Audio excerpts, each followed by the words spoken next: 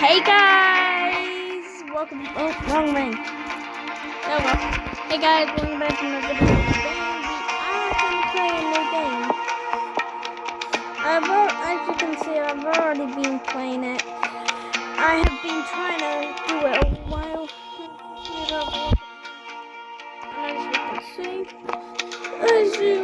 I could show you it. I'm going to show you guys it.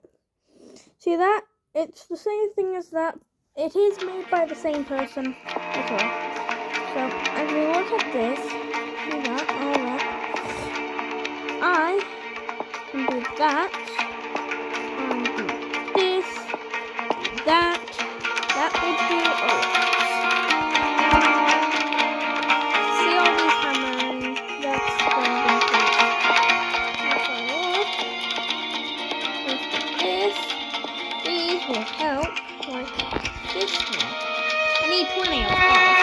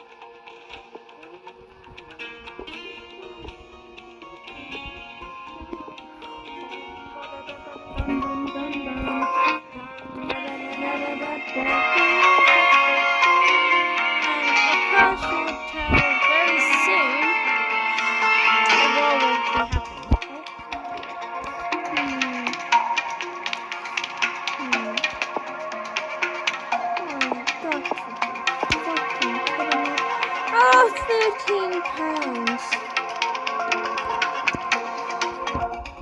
I would try it.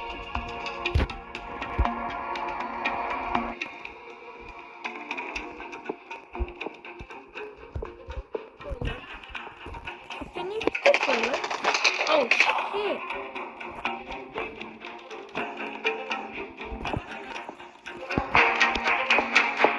Oh shit. Come on, hurry up.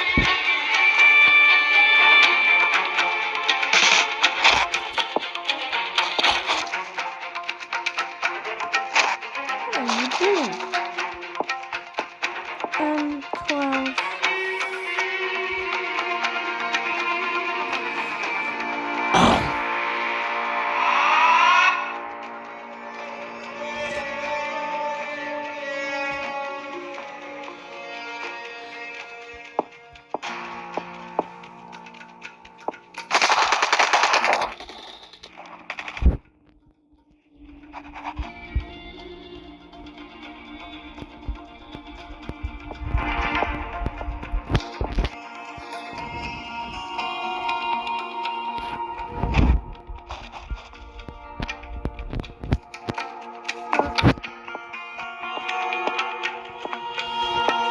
Actually, I'm gonna restart. As you can see, I am beginning from the beginning. As you can see, it's me. So what I'm gonna do.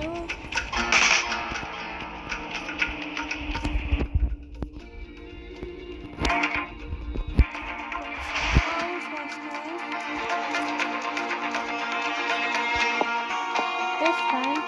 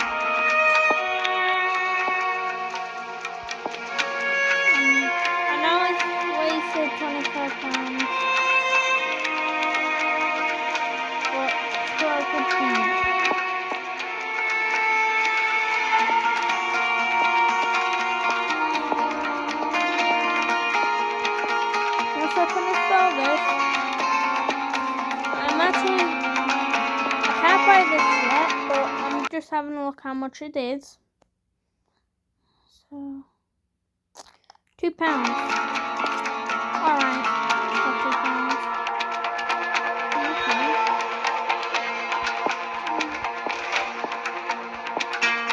This is what.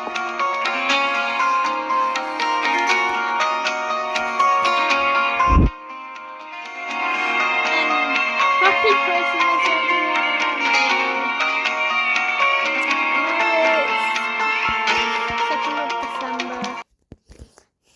And I am just heading on to my videos to have a check. 0 videos and only one. 9 on that one. 1 7 1 0 4 9 5 and 7. I do try and do a lot more videos.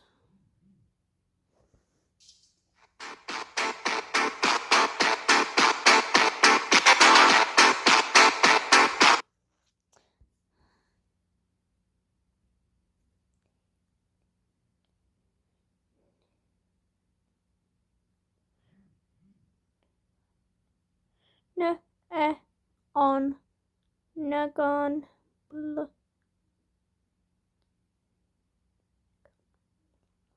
Nagon blood.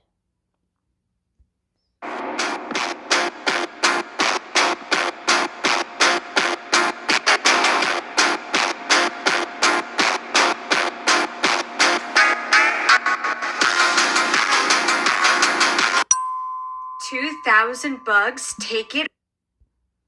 Actually, let's head back. I know this is a video of this game. I will do videos of me just watching. Oh, look. My phone. And yeah, I will do like those kind of things.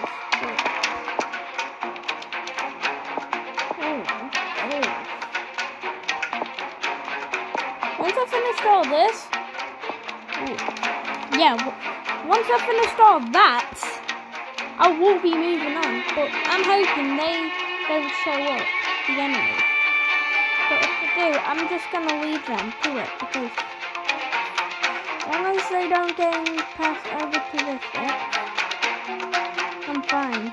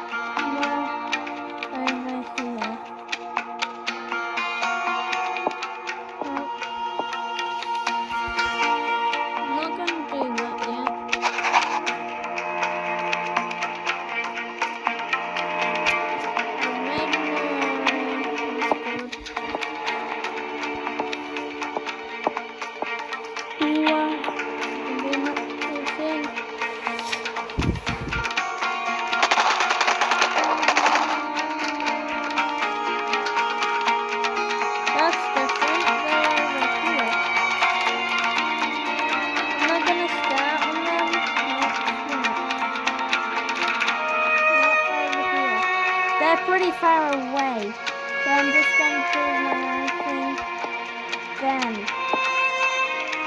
it. Like I've been doing right now.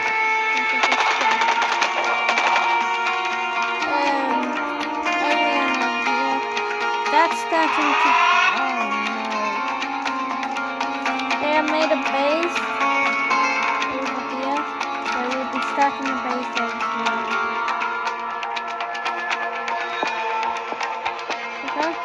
I can do this, but not attack them. can just gain more land. I'm not gonna fight them because I just want to be in peace. They already got the bases. I am promise.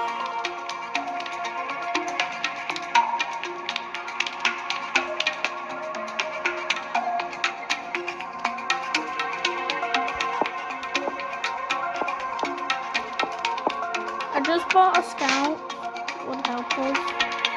And scouts.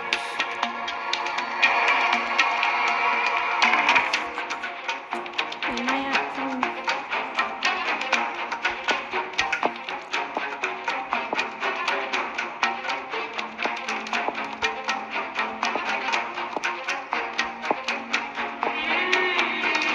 Okay, I did that.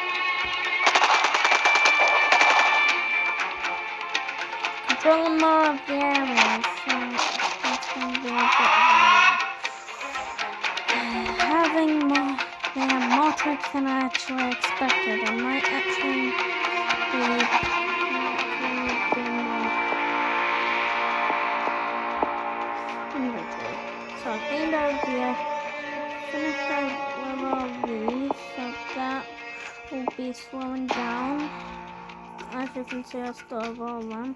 I am trying my progress. Though they will be taking over more places.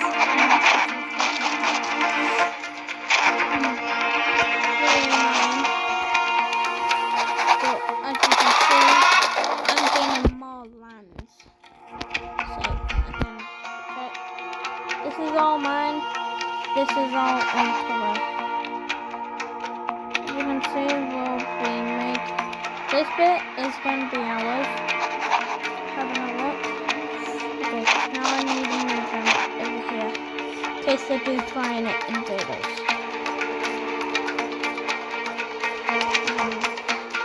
So we are losing people. No, we're not. We're still alive.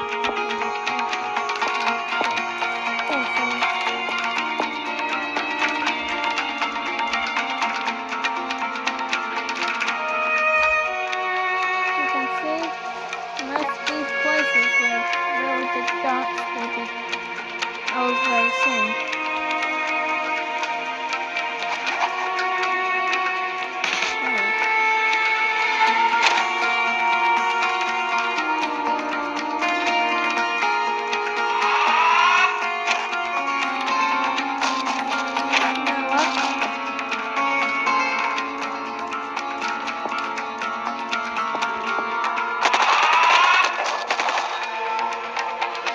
Starting it's starting to invade us. That means upgrade. I didn't want to start a war, but they're taking over my place. I don't want that. But we will be fighting back. Of course, like you can see. Stopping them from invading.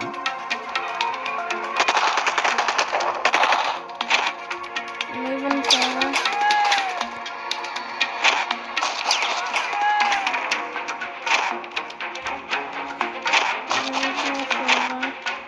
Move more further.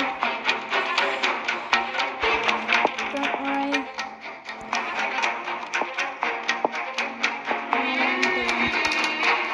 I've done this many times before.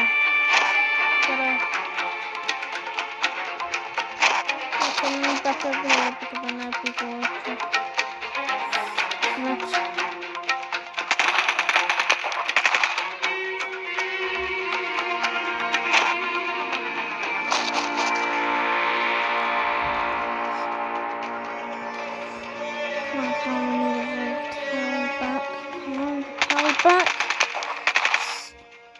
Tiling back. We have one up bit. Well, one. Even more further.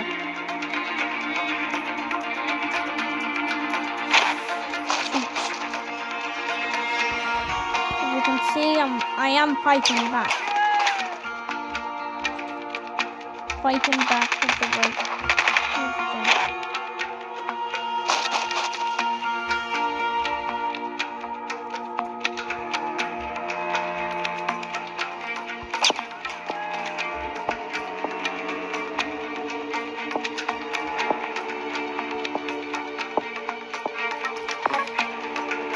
Sending out heavy military.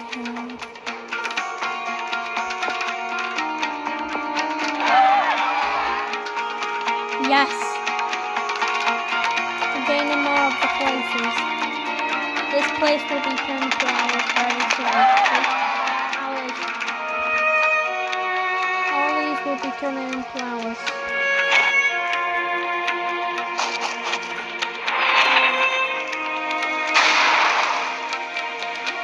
Yes, that should work.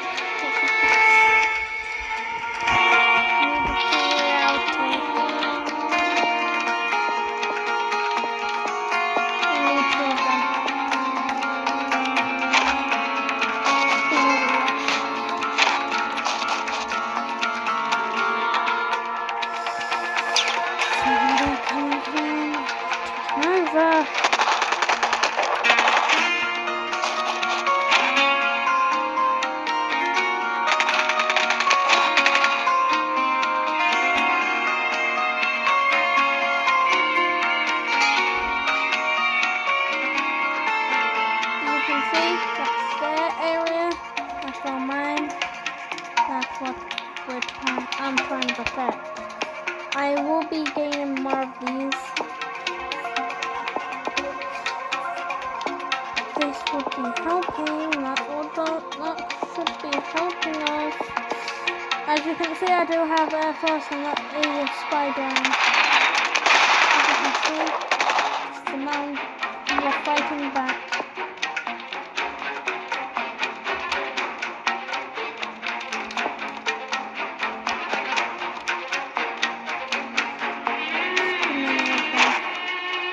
Retreating back.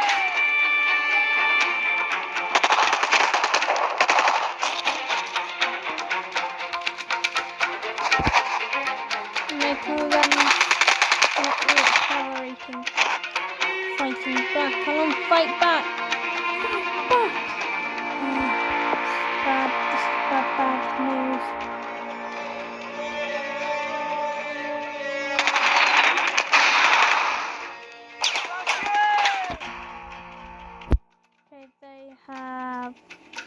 They will be helping.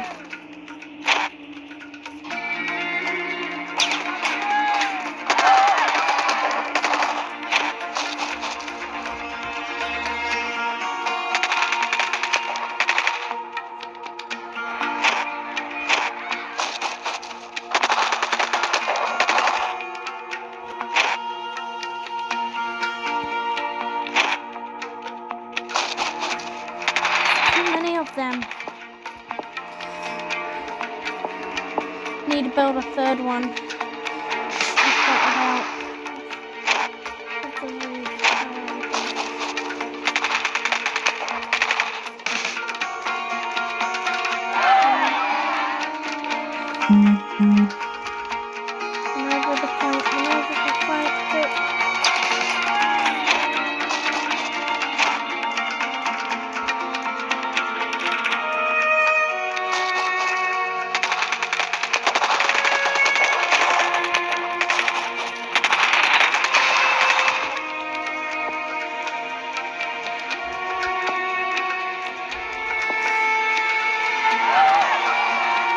Perfect, we're gaining more of the places.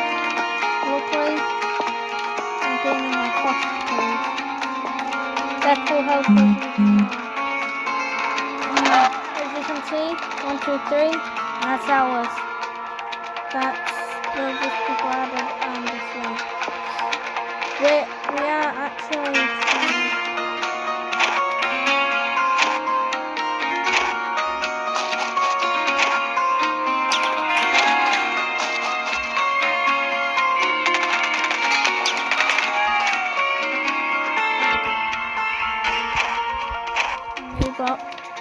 we're destroying them. As long as we keep on fighting back at them, we can still win. actually win this war. I can actually win this war.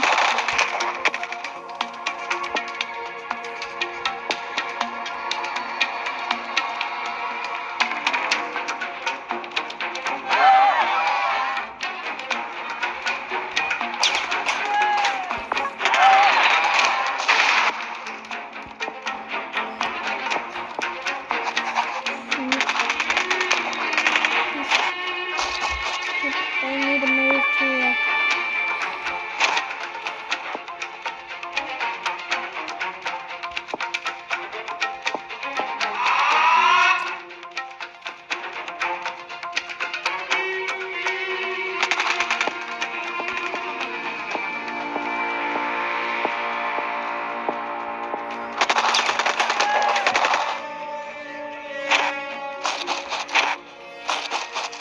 look how much we are doing.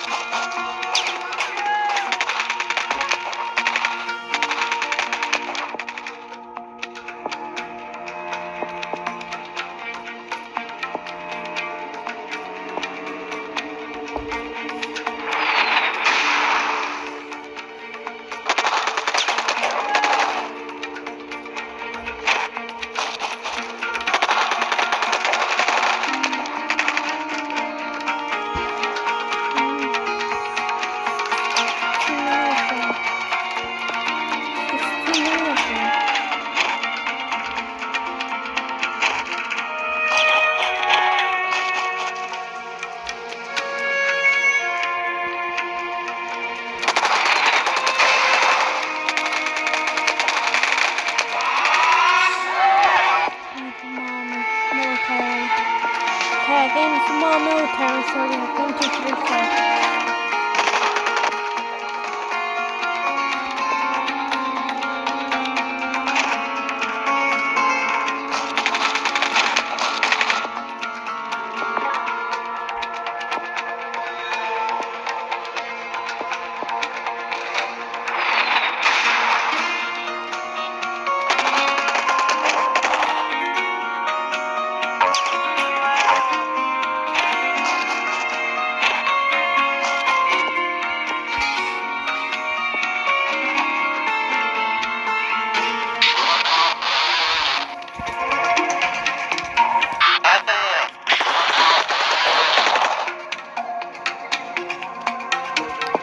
Bad. This is really, really bad. I need to bring all the soldiers back to retreat. No, they're making peace.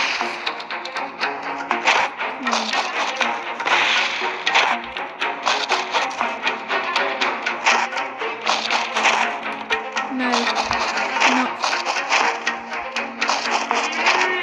not leaving this place without it.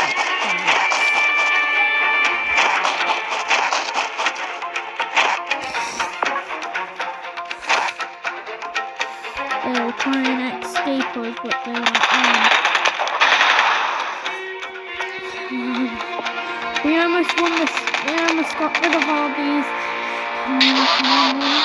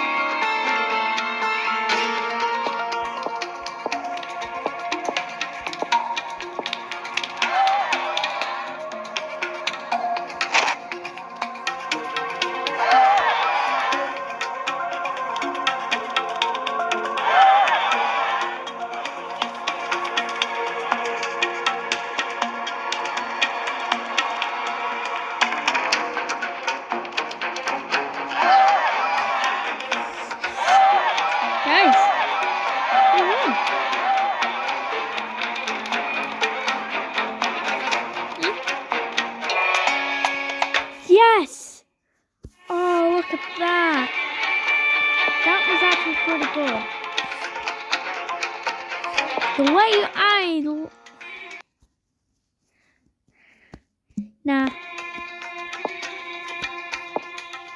Ooh. Okay.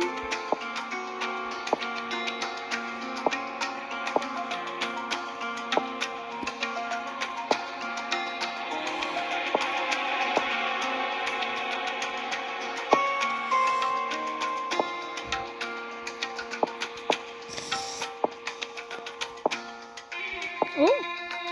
Hmm.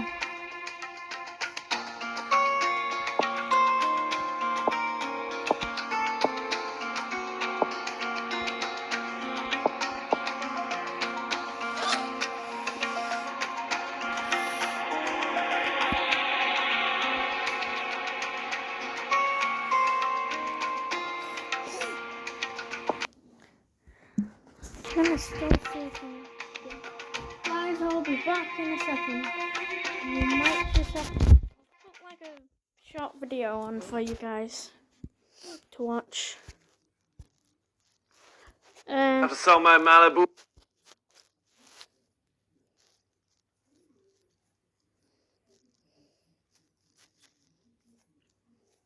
Hmm.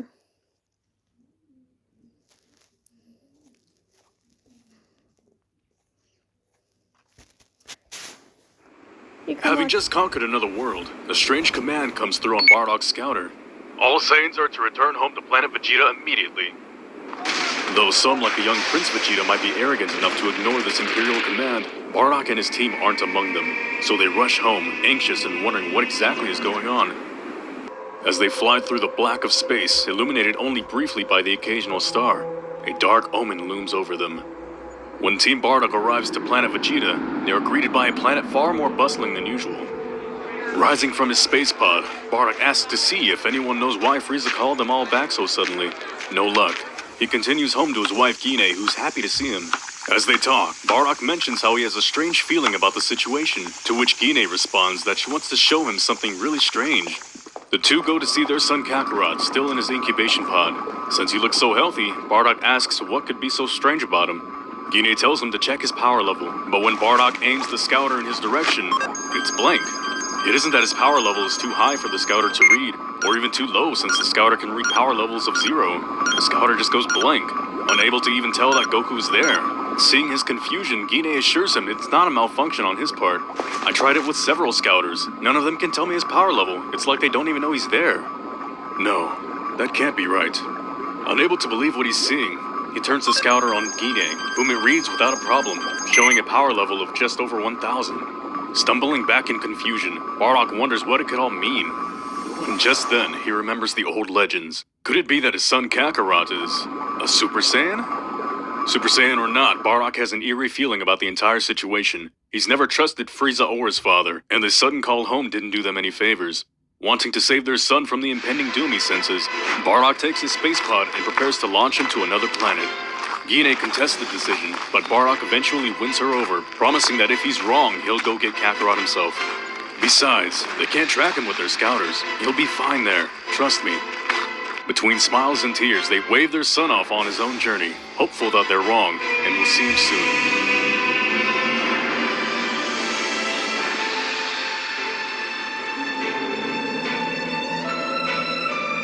No more than a few hours after he leaves the planet, Bardock's fears come all too true when Frieza, motivated by fear of the Super Saiyan and Super Saiyan God and given the suggestion by Lord Beerus, decides to destroy planet Vegeta entirely.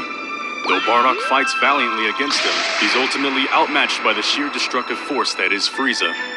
As the supernova incinerates him, Bardock greets death with a smile, knowing that though he and his planet are gone, his son lives on. Speeding towards a blue and green planet in a one-man pod, Bardock and Guinea's hope finds a new home, Earth.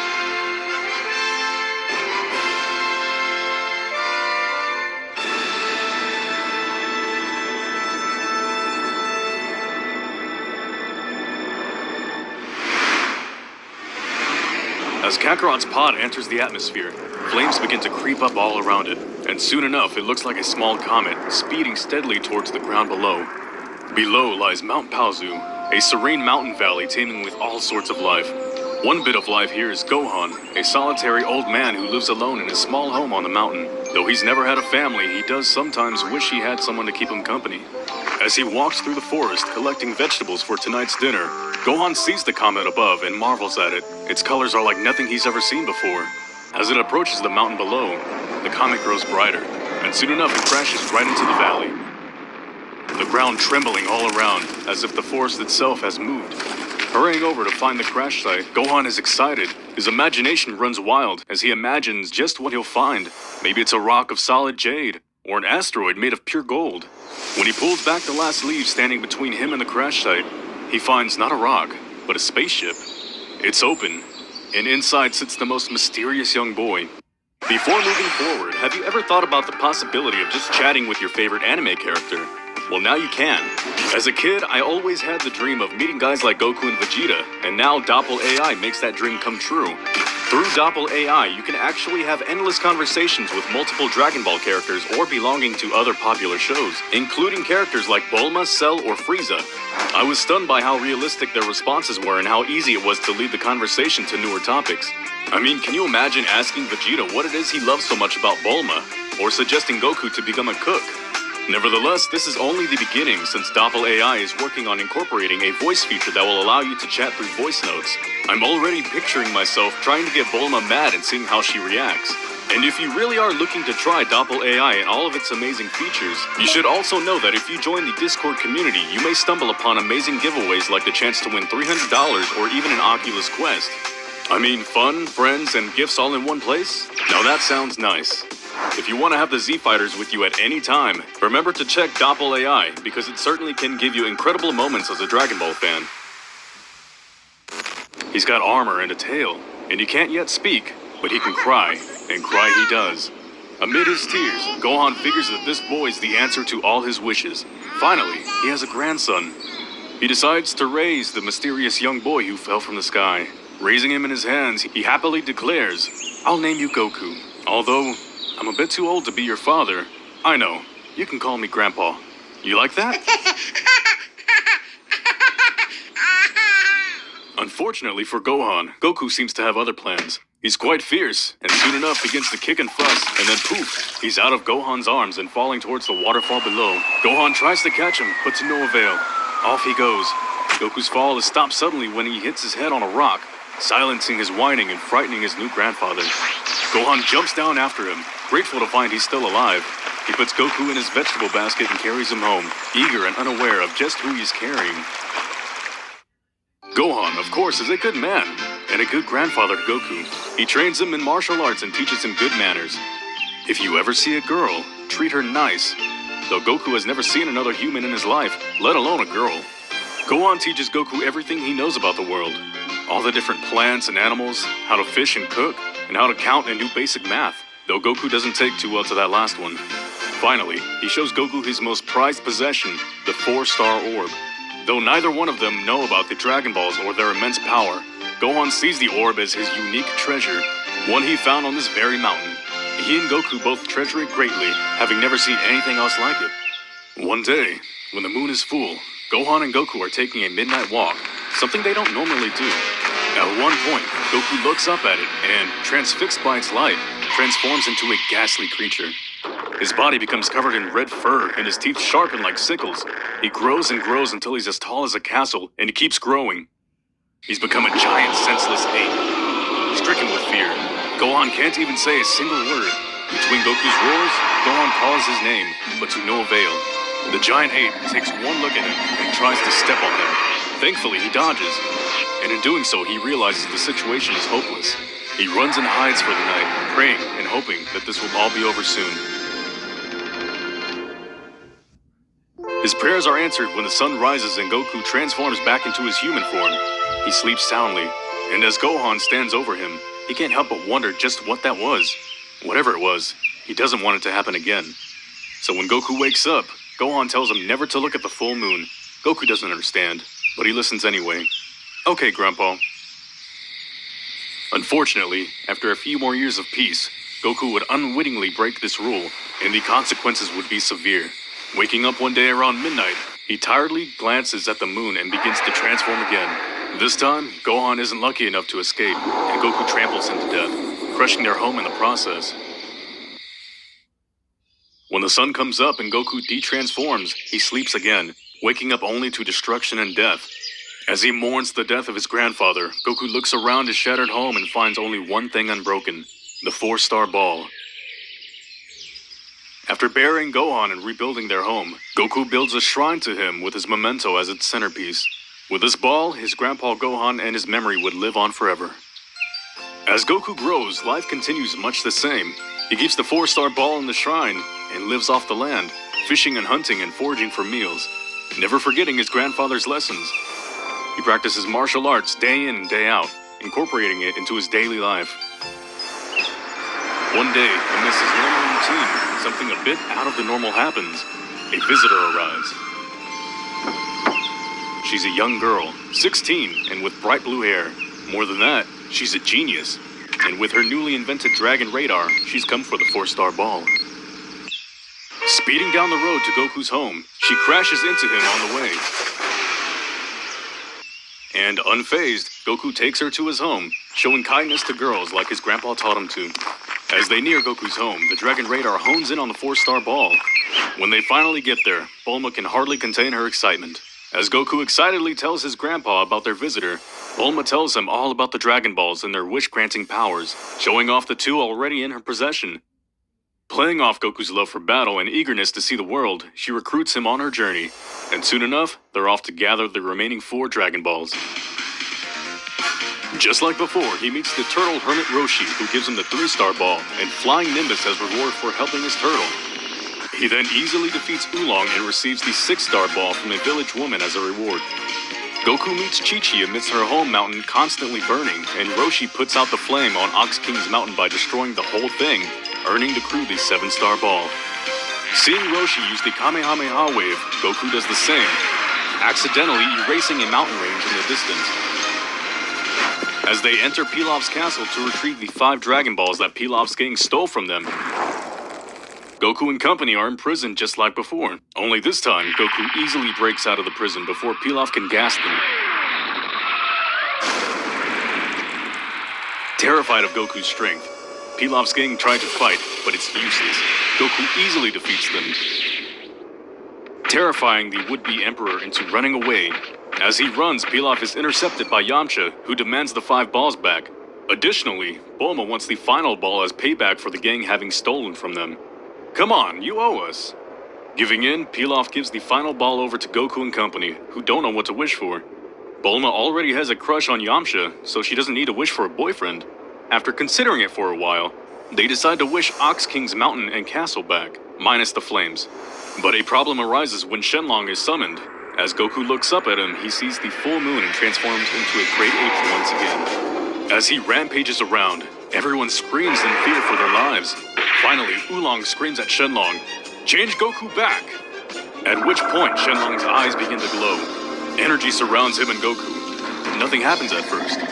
Goku is too powerful for Shenlong to force back into his human state. But, due to his knowledge of Saiyans from the Namekian Book of Legends, he knows that the full moon keeps them transformed. So, he blots it out for the night, causing Goku to revert, losing his size and horrible appearance. Your wish is granted. With that, the Dragon Balls turn to stone and scatter, and Goku, transformed back into a human, falls asleep.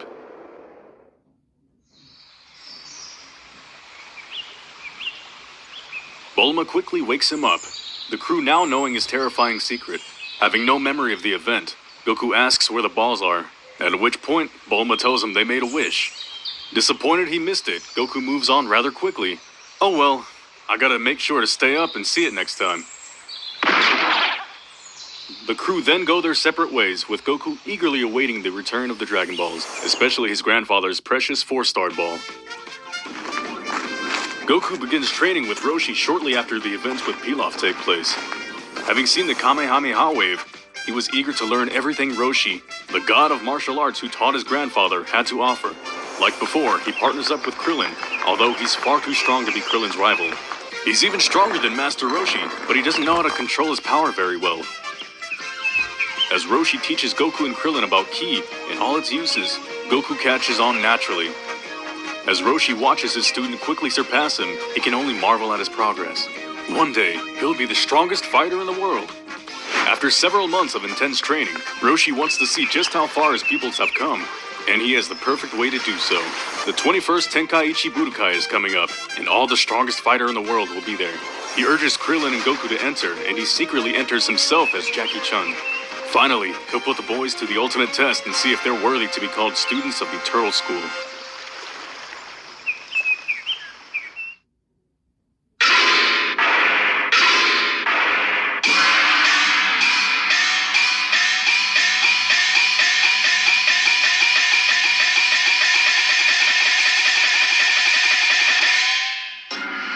Just like in the other timeline, the prelims are nothing to the Turtle School members and Jackie Chun. Goku beats the Behemoth Man with one finger, showing everyone just how strong he is and striking fear in all their hearts, all except a few. In the quarterfinals, Krillin faces Bacterian, almost being overwhelmed by his Herculean stench until Goku reminds him he doesn't have a nose. Yamcha is easily defeated by the disguised Roshi, and Nam makes short work of Ronfen. Goku's match versus Giran was close in the original timeline, but here he makes short work of him. As a result, his tail doesn't grow back. He doesn't need it though, as Nam is nothing compared to his godly power. After Roshi beats Krillin, he heads to the final match for a one-on-one showdown with his star pupil. "You look familiar," Goku says, entering his battle stance. "I get that a lot," returns Chun, praying he doesn't blow his cover. The stage is tense. Goku and Chun stare each other down intensely, neither wanting to make the first move. Small rocks start to float around them as power pours out from their bodies in invisible waves. Suddenly, Goku makes the first move. He jumps towards Chun and palms his chest, sending the old man flying. Chun bends down and uses all four limbs to stop himself, barely avoiding a ring out from the first hit. Goku appears right in front of him with a barrage of kicks and punches that would dizzy even the most seasoned fighter. Somehow, Chun manages to dodge them all, even at this distance, but he knows he's fighting a losing battle. He can't dodge forever, so he has to make a move. He jumps into the air and over Goku, hiding a smile. He's proud to see his student came this far. "Well, Goku, let's see how you handle this." With those words, Chun throws off his clothes and powers up, his muscles swelling to Hulk-like proportions. "Hey, my Master Roshi can do that too," Goku laughs, undaunted. "Can your Master Roshi do this?" Chun asks, crossing his arms briefly before throwing out a bright green energy blast. Before Goku can dodge, the blast hits him directly, but he isn't hurt. He laughs. "Sorry, that blast was all show, but when he goes to attack, he finds he cannot move. It wasn't meant to hurt you, just keep you still. Now this might hurt." He begins to form a bright blue-white orb in his hands, an orb that Goku instantly recognizes as his master's saying Kamehameha. By this point, Goku is struggling to break Roshi's paralysis, but the technique is too strong. As he struggles, red chi begins to shoot out from all around him, and soon Goku manages to move a single inch. "It was fun fighting you. You really are something special." With those words, Roshi lets off a max-power Kamehameha. The crowd goes wild, unable to contain their excitement at this legendary battle. As the blue-white wave roars towards him, Goku puts his all into breaking out of the paralysis technique. Right before the wave can hit Goku and finish him off, an explosion of red, fiery chi lights the stadium up. Neither Chun nor the announcer nor any of the spectators can believe what they are seeing. Right when it all seemed over, the blast just disappeared. At the edge of the ring stands Goku, unfazed and sporting bright red hair. He laughs at Chun, taunting his technique. "I told you it was all for show." Goku begins to form his own Kamehameha, and instantly, entire sections of the arena are torn apart, rising into the air like dust in the wind. It feels like the entire earth is shaking as Goku utters those few syllables. But before he can get to the final Ha, Chun forfeits, stepping out of the ring to avoid being hit by the gargantuan blast. The audience erupts. Krillin and the others rush to the stage to congratulate Goku, who just laughs, happy to be the world martial arts champion. His hair fades back to black as he calms down, and his fire-like aura disappears. With the prize money, Goku takes his friends and Roshi out to dinner, where he tells Roshi all about the mysterious fighter he met who used his technique. In between all the talking, Goku somehow manages to eat up all 500,000 zeni he won at the tournament. Sometime after the tournament, Goku decides to track down the Dragon Balls, especially his treasured 4-star. At the same time, a new force is on the rise, searching for the Dragon Balls so they can rule the world. They're the Red Ribbon Army, and they'll use whatever despicable means they need to achieve their goals. Though they were vicious foes in the original timeline, the Red Ribbon Army are pushovers to the godly powered Goku. After he gets the Dragon Ball from the jungle, and the Colonel temporarily blows up his flying Nimbus, Goku easily beats Colonel Silver. Goku then saves Jingle Village from the army's clutches, making a friend of Android 8 in the process. General Blue is easily defeated when he pursues Goku and company in an underground cave, with Goku shrugging off his telekinesis. "That won't work on me," he yells, defeating Blue with a single kick. Unconscious, Blue is crushed by the cave as it tumbles down around him, but he manages to come back, leading to the fight in Penguin Village where we see Arail and other characters from Dr. Slump. Though Arail sends him flying before Goku can deal with him, General Blue manages to take Goku's Dragon Radar, prompting Turbo Norimaki to make a second one. With this, Goku and company continue their journey, as do the Red Ribbon Army. Their entangled journey leads both parties to the sacred land of Korin, where a recent volcano eruption has deposited the 4-star Dragon Ball. When the Red Ribbon Army shows up, they are resisted by a boy named Upa and his father Bora, who manages to beat the soldiers back in a display of incredible strength. However, the army takes Upa, who's just 5 years old, as a hostage. Thankfully, Goku shows up and saves him, earning Bora's gratitude and the 4-star Dragon Ball in the process. The joyful scene is cut short, however, when a new foe suddenly appears in the sky riding on a stone pillar. As the pillar slams into the ground below, the legendary mercenary Tao steps forward, hired by the RRA to kill Goku and retrieve the Dragon Balls. He's no joke either. After all, he killed General Blue with a single touch of his tongue. Bora tries to fight him, but he is easily overwhelmed and killed by the ruthless assassin, enraging Goku to no end. As Goku's rage bubbles over, the same red chi from earlier spills out, and he goes to fight Tao, determined to avenge Upa's father. Tao, cocky as always, does not think Goku will be a challenge, but he's quickly overwhelmed by the vengeful Saiyan. Though he tries with all his might, Tao can't land a single hit. "Damn you! Stop dodging!" Okay. Before Tao can even process what he said, Goku ducks his punch and delivers a heavy hit to his stomach, instantly making him double over in pain and walk back slowly, clutching his stomach all the while. Before he can recover from the first hit, Goku walks up to Tao with the same cold determination and raises his arm straight up in the air.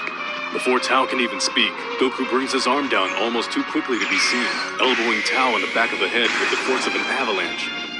Tao tries to get up, stumbling as he tries to stand. Goku, smiling, tells Tao that was for Bora. Tao grimaces and shoots a Dodon Ray at Goku, who simply moves to the side, dodging it like it was nothing. Goku tells Tao it's over, and that he should give up and apologize now. But Tao, proud as ever, has no intention to do so. He throws a grenade at Upa, hoping to escape in the ensuing confusion. But Goku gets to Upa first and smacks the grenade away, right into Tao's path. Goku leaves Tao for dead, but he survives, escaping to fight another day. Goku plans to head off and finish the RRA, but Upa tells him to wait. He's incredible, but fighting an entire army is no small task. Before he goes, Goku should be as ready as possible. So, Upa tells Goku about the legend of Korin's Tower, urging him to climb it and gain even more power. Goku does, reaching Korin in less than a day. There, he trains with Korin, learning to control his power better, increasing his strength and learning about the Senzu Beans. As he trains, his tail regrows mysteriously. With this new knowledge, he heads off to finish his quest and revive Bora. The rest of the army is child's play to Goku, who uses his newfound power to fly through battalion after battalion all the way until he faces Staff Officer Black. He easily wins against the army and takes their Dragon Balls. Now he only needs one more to be able to wish Upa's father back to life, but for some reason, it doesn't show up on the Dragon Radar. Needing one more Dragon Ball, Roshi takes the gang, including Upa, to his sister Baba, whose fortune-telling prowess may prove helpful. However, her services are too expensive, so Goku and the gang must beat her fighters in tournament, and only then will she tell them the final ball's location. As before, the gang fight their way through the mysterious warriors, each with their own gimmick, like Fangs the Vampire or See-Through the Invisible Man. Finally, Goku takes the stage after Bandages the Mummy beats Yamcha. Goku beats him with a single punch, going on to face Spike, the Devil Man, and his fearsome Devil Might Beam. Spike is sure he will win, as the beam amplifies the evil within a person's heart till their heart explodes, killing even the strongest opponents. However, to his shock, Goku is completely pure of heart, surviving the beam like nothing and defeating Spike with ease. Finally, Goku comes face to face with the last warrior, the mysterious man wearing a fox mask. The man is a fighting genius and even knows the Kamehameha, but he simply can't keep up with Goku's overwhelming strength and speed. That is, until he grabs his tail. Instantly, Goku, who was before beating the Masked Man handily, is losing. As Gohan beats him relentlessly, he asks if this is all Goku can do. Ripping off his tail accidentally and throwing him to the edge of the ring, he says, "I thought you would have outgrown this weakness by now." Suddenly, Goku realizes what Roshi had already seen. The man behind the mask was Gohan, Goku's grandfather. With no more reason to hide, he takes off the mask, embracing his grandson and explaining all about Otherworld and how he was able to come back for a day thanks to Baba's powers. Surrendering, Gohan returns to Otherworld happily, leaving Goku the victor and prompting Baba to locate the final ball. Using her powers, she finds it. It's in a radar-proof box under the watch of Emperor Pilaf. Goku tracks down the final ball and wins it from Pilaf and his gang in a winner-take-all match for the Dragon Balls. Finally, having all 7 balls, he revives Bora and catches the 4-star Dragon Ball before it can scatter. Taking Roshi's advice, he travels the world without his flying Nimbus, eager to take on the challenges that lie in wait as a form of training. He returns 3 years later, ready to defend his title at the 22nd Tenkaichi Budokai. After 3 years of training, Goku and the others reunite for another tournament, eager to prove their might. Jackie Chun is back too, vowing to defeat Goku this time around, but Goku just laughs and says, "I don't think so." Amidst their exchange, new opponents arrive, Tien Shenhan and Chiaotzu, students of Roshi's peer, Master Shen. Determined to prove that their Kane school is superior to the Turtle School, the two are cold assassins with incredible power. Tien beats Yamcha effortlessly, breaking his leg in response to insults the two exchange before their match. Goku faces King Choppa, a previous champion himself, and crushes him without any difficulty. The Crane and Turtle schools continue to dominate the tournament, with Roshi facing off against Tien Shenhan in the semifinals. As he fights, he urges Tien to leave the darkness he learned from Master Shen behind before forfeiting. Through his actions, a change begins to manifest in Tien. Finally, the final match brings Goku and Tien Shenhan head-to-head. Tien is strong, and his powers are as strange as his three-eyed appearance. He even gives Goku a bit of a struggle, showcasing wild techniques such as growing extra arms and making clones of himself. But ultimately, they don't work against the stronger, faster Goku.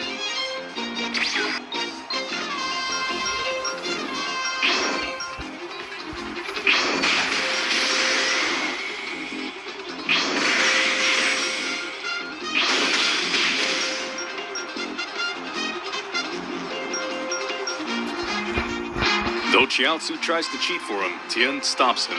Master Shen tells Tien to kill Goku, but Tien refuses, giving up his former life as an assassin. Enraged, Master Shen tells Chiaotzu to kill them both, but he too denies the hermit.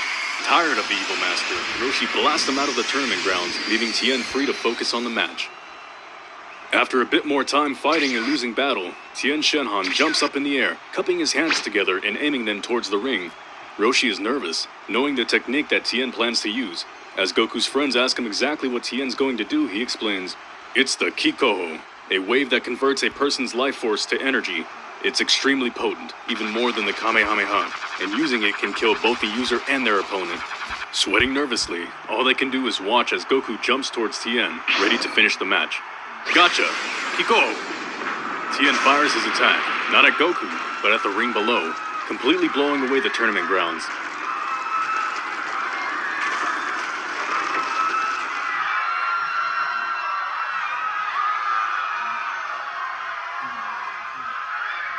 Shocked at what he's seeing, Goku is caught off guard by a solar flare from Tien that completely blinds him, at which point a strong, swift chop from Tien sends him flying towards the ground below. As Goku crashes into the tournament crowd, Tien lands behind him, smiling smugly. Goku stands up to continue fighting, but the announcer calls the match.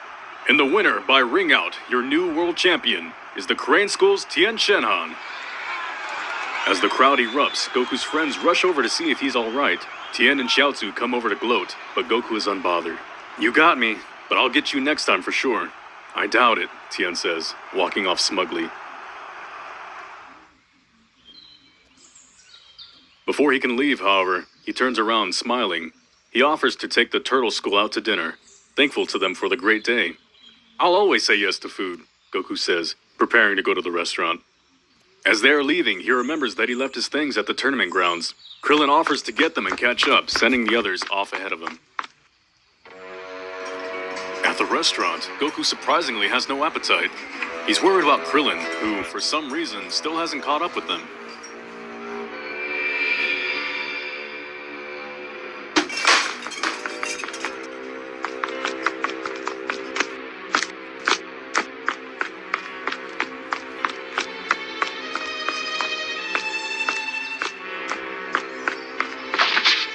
Rushing back to the tournament grounds, he finds Krillin dead, killed by a mysterious demon.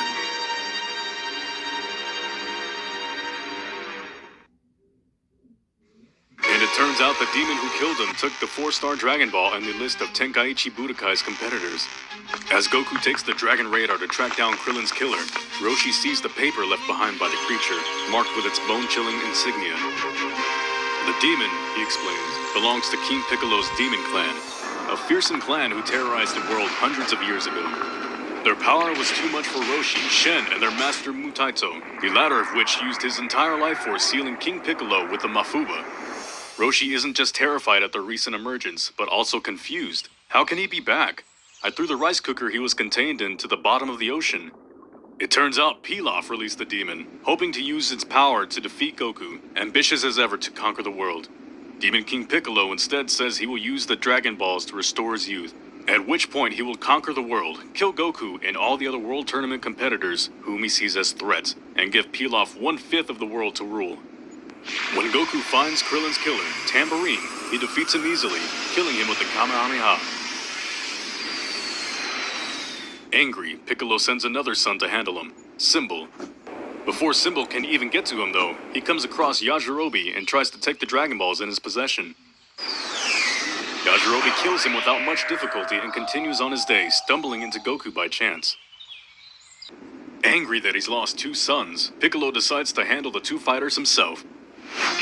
Goku, tired from a full day of fighting, can't keep up with the old Demon King. Piccolo beats him viciously to the point where he can't even stand. Remembering his sons, he tortures Goku, breaking both of his legs and one of his arms with rocks. Yajirobe, who had bonded with Goku earlier, tries to help, but Piccolo swats him like a fly, blasting him to finish him off as Goku begs him to show mercy. Seeing Yajirobe near death, the Demon King laughs and prepares another blast. Just then, the ground begins to rumble, and Goku begins to stand, red chi emanating from him again, and his injuries healing right before Piccolo's eyes. What's this? He says, flying into the air. He prepares a demon wave to take Goku out. With a mighty roar, Goku cocks back his fist, red fiery chi shooting out flames all around it. Take this, Piccolo yells, sending a giant yellow blast right at Goku. Unafraid, Goku jumps directly into the blast, punching through it and right through Piccolo's chest.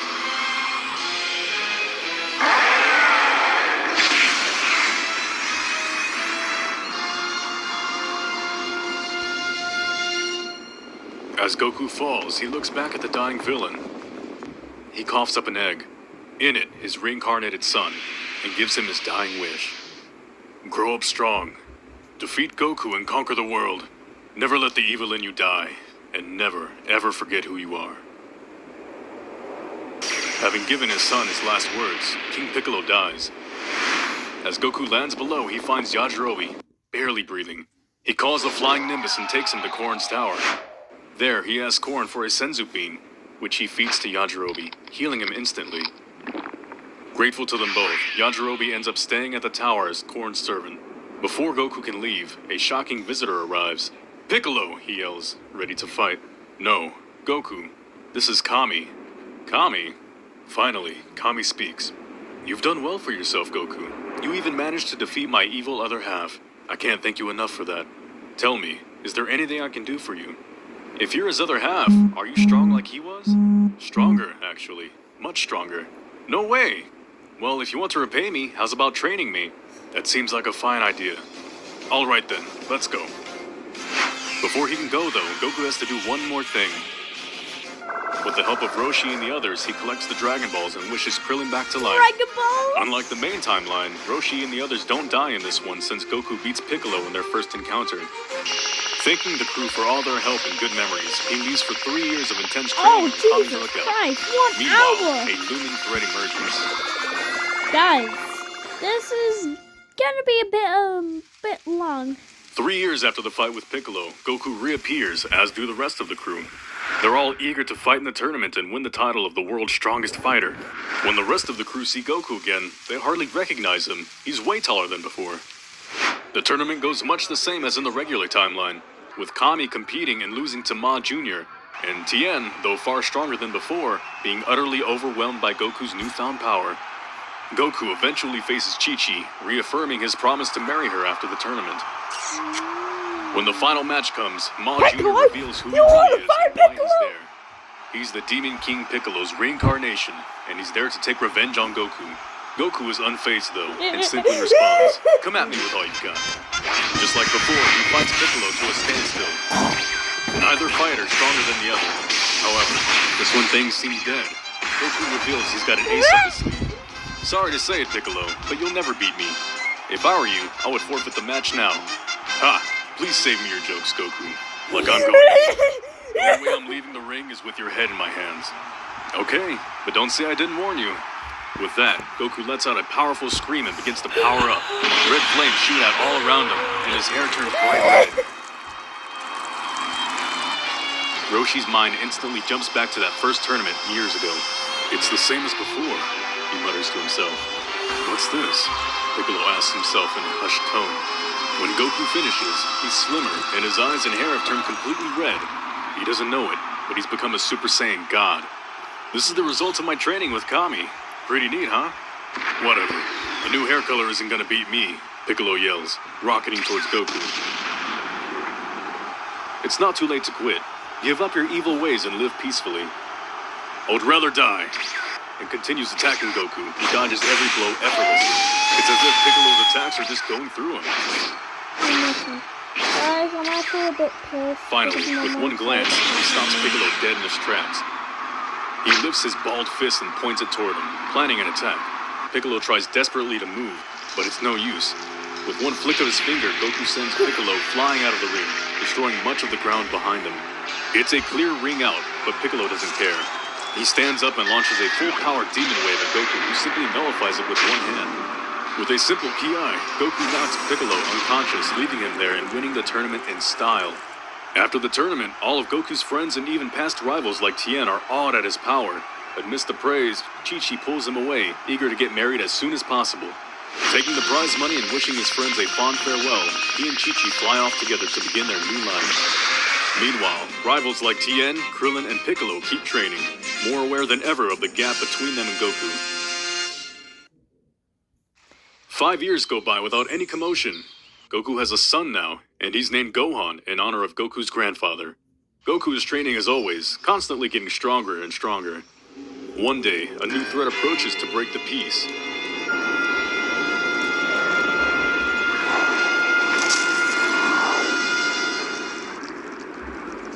His name is Raditz, and he's Goku's big brother.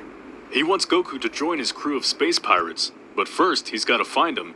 His scouter can't locate him, so he's got to get creative. Landing in a populated city, he raises his hand and boom, the city's gone. As hundreds of thousands of people lose their lives, the news reaches Goku and company quickly. Hopping on flying Nimbus, he rushes to the scene where his brother greets him with a smile. Ah, it's been so long, brother.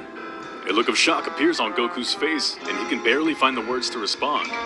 But, brother, what are you talking about? Raditz inches closer, walking menacingly towards his younger brother.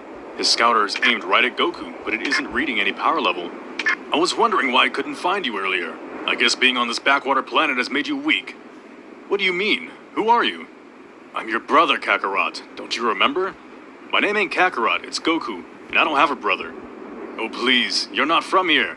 You were sent here as a child to conquer this planet, but it seems like you forgot all about your mission. We're Saiyans, Kakarot, the most fearsome warriors in the universe. Goku is instantly caught up in wonder. Could he really be an alien? It would explain why he was so much stronger than the others. And another thing, Kakarot. Where's your tail? Don't tell me these fools took it off. No wonder you haven't conquered this planet. Looking now at his waist, Goku noticed Raditz's tail. It was just like his. Look, I don't know what your game is, but I ain't no pirate.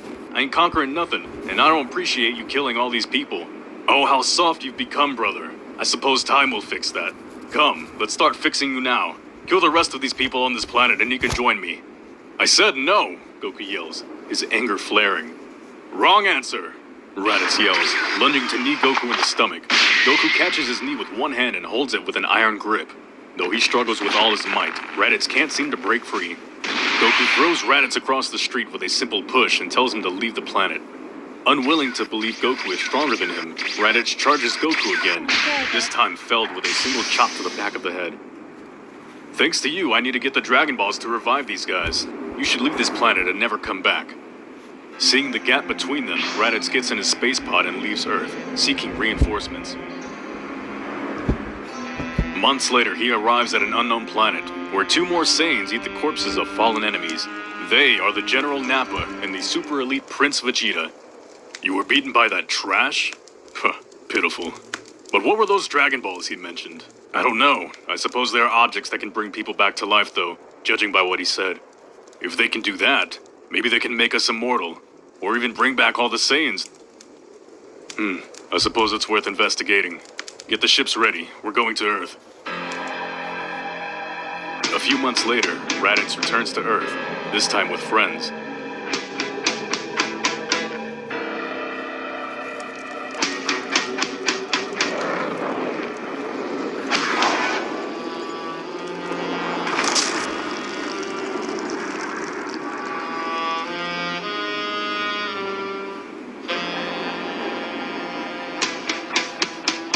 The offer to join us is revoked, but if you tell us where the Dragon Balls are and how they work, we might let you in. I thought I told you to never come back here. Don't think you can command me, trash. I am the Prince of all Saiyans, including ignorant commoners like yourself. If you don't tell me where the Dragon Balls are now, I'll kill you on the spot. Getting into his fighting pose, Goku readies to take on 3 warriors in front of him. They attack him all at once, but neither one can land a single hit. Raditz is taken out with a single attack again, and one heavy blow to the stomach puts Nappa out of commission. Shocked at the power Goku's displaying, Vegeta powers up and prepares for the fight of his life. Unfortunately, it isn't enough, and Goku dominates the fight the entire time.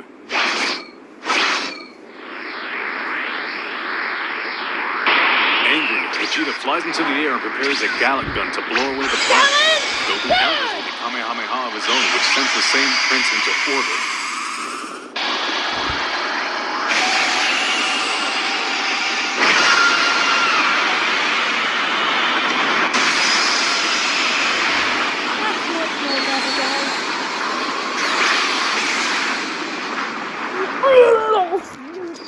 As he comes down, frothing with rage, Vegeta declares the fight isn't over yet and throws an artificial moon into the sky. Gloating that his victory is assured, he begins to transform into a giant ape. And so do Raditz and Nappa, who by this point were just waking up. Faced with 3 giant monsters, Goku finds himself cornered, and he's forced to transform again. Suddenly, a blue light surrounds him, and he emerges again in his red-haired form. Oh no, it's Super Saiyan God. The Saiyans stumble back in fear, having never seen anything like this. What? What is he? Nappa asks, unable to understand what's happening. It doesn't matter, just kill him. Just kill him! Firing an energy wave from his mouth straight at Goku. And their threefold attack combines into a giant pink energy wave. The wave is fierce. It could blow away entire planets as easily as the wind blows away leaves from dying trees. But Goku stands still, unimpressed. Reaching out his hand, he stopped the wave in his tracks, causing a huge explosion. Yeah, you see me, I got rid of that.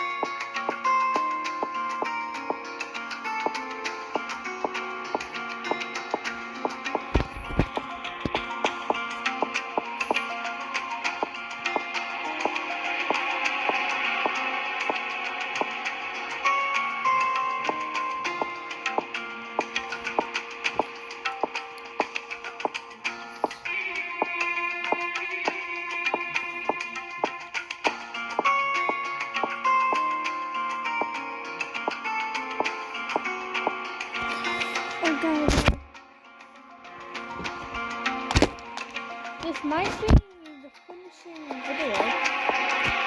Right now.